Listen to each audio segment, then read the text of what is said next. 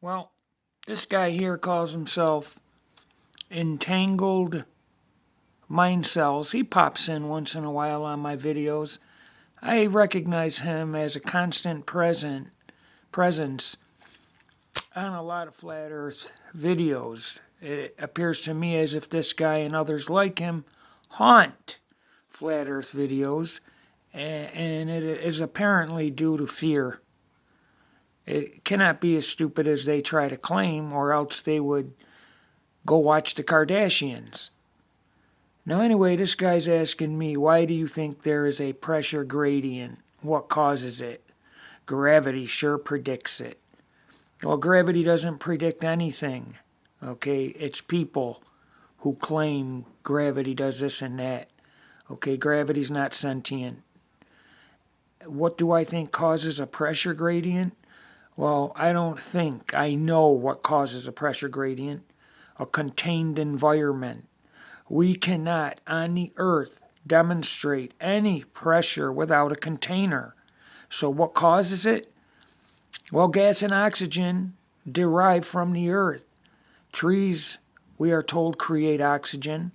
We consume the oxygen. We emit carbon dioxide. And the trees convert that into oxygen. And all gas comes from the Earth. And we know for a surety that gas and oxygen do not exhibit a downward vector, a downward bias, a downward direction. Gas and oxygen disperse, blow, and travel in all directions. Okay, so that's what causes it. Things that we can demonstrate. You cannot have any pressure without a container. And you know that, entangled mind cells. Maybe most of your mind cells are truly entangled, but you cannot demonstrate pressure without a container. And what causes it are the trees that emit oxygen. The earth emits gas and oxygen. Cows emit methane.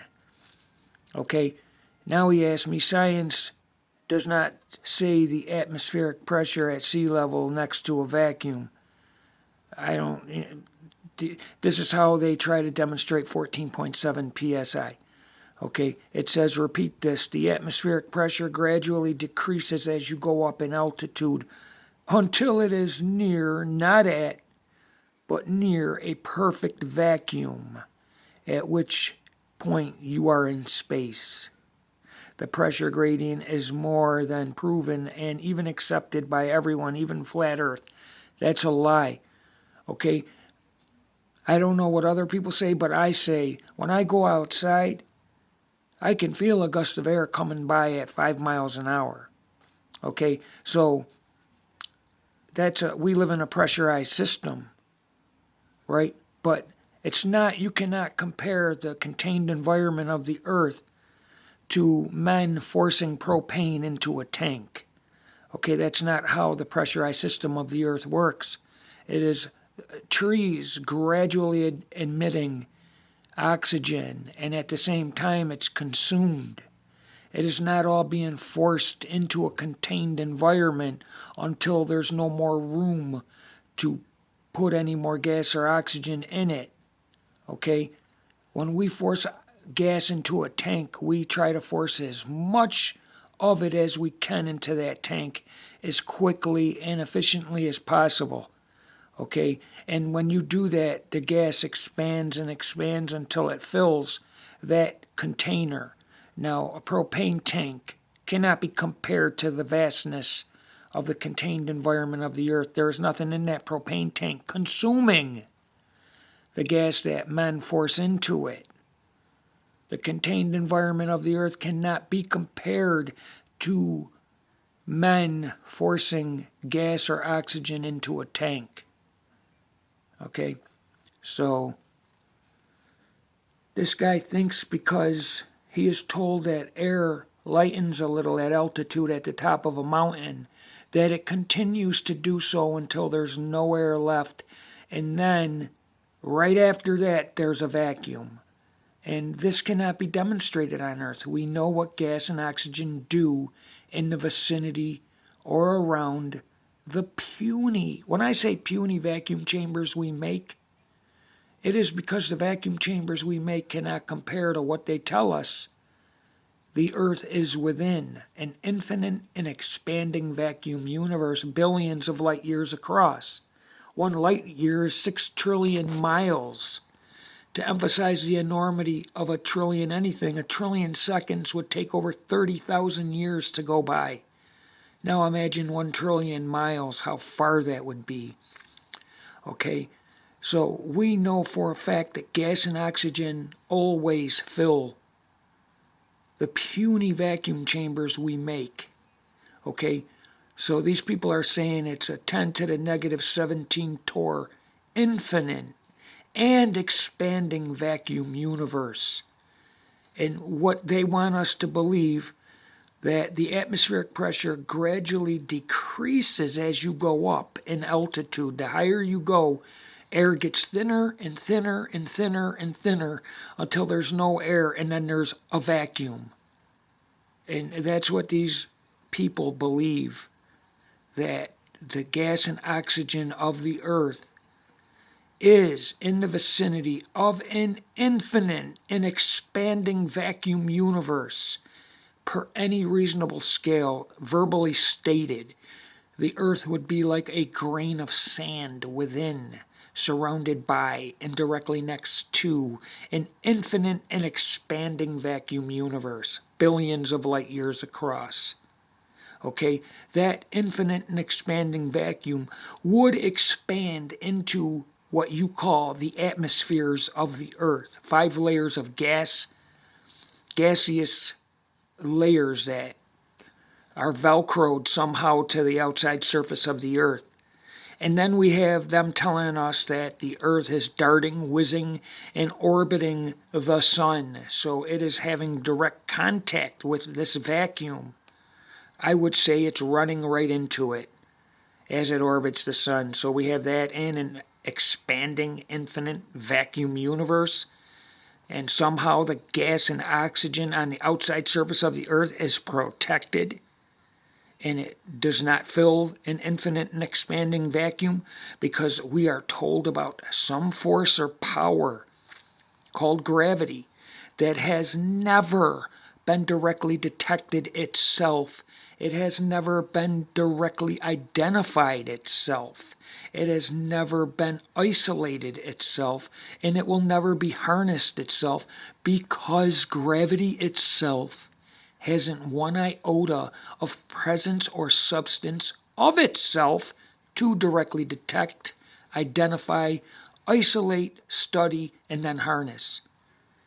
And there's no way anyone with an IQ over 99, once they understand what I just said to be fact, can believe in gravity unless you are willing to exhibit a lot of faith in it. I believe in God. I believe God created the heavens and the earth. Okay, but these people, unbeknownst to them, they believe that gravity created the heavens and the earth after the Big Bang, that gravity, through attraction, assembled the earth, the sun, the moon, the stars, and all their planets. Gravity put it together. So in the Atheist Handbook Bible, in the beginning, gravity created the heavens and the earth. And the earth was without form and void, and darkness was across the face of the deep, and the spirit of gravity hovered over the waters. Okay, I say that not in a blasphemous means, but this is what they believe. Gravity is a god. Okay, I can admit that my belief in my true God, that I believe is God, is based entirely on faith. I cannot demonstrate God himself or itself, and I acknowledge that. I can give you alleged effects and results of God, but that is not God himself or itself. And my belief in God is based on faith. Now, when you find out, when you Google, what don't we know about gravity? However, if we are to be honest, we don't know what gravity is itself in any fundamental way. Or Neil deGrasse Tyson saying, I don't know.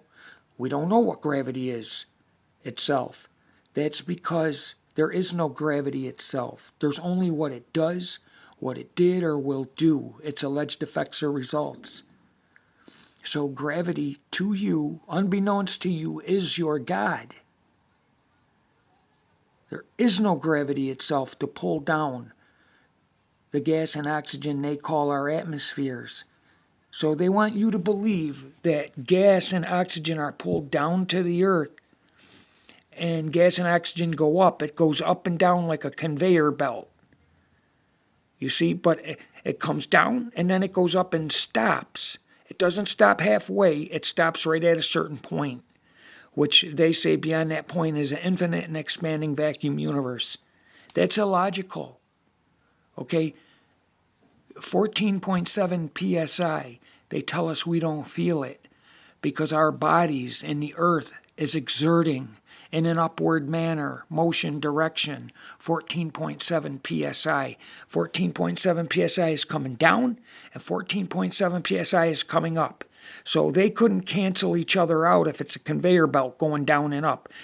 That coming down would have to meet this coming up, and they would have to meet in the middle to cancel out or equalize one another so that we in between don't feel it, which is illogical itself, that we don't feel it.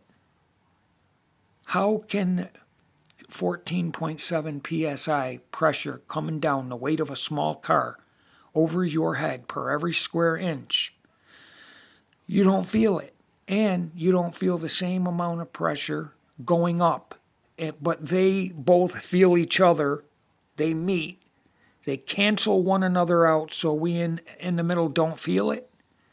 But we can feel some other type of gas and oxygen that blows our hair around at 5 or 10 miles an hour that somehow magically is independent of the 14.7 psi coming down and the 14.7 psi going up, and they can't do a conveyor belt like that. That could not cancel or equalize one another. They would have to meet coming down and going up. Boom, they meet and it's canceled out. But still, if that were true, we would feel it. We could recognize it. They are saying that our bodies are exerting 14.7 psi over a 66-mile column of air over our head, that our bodies and the earth, the portion of earth you are standing on, can equalize or cancel out. A 60-plus mile column of air, 14.7 psi, coming down on you. And your body is pushing the same amount, 14.7 psi, up. They meet and they cancel each other out.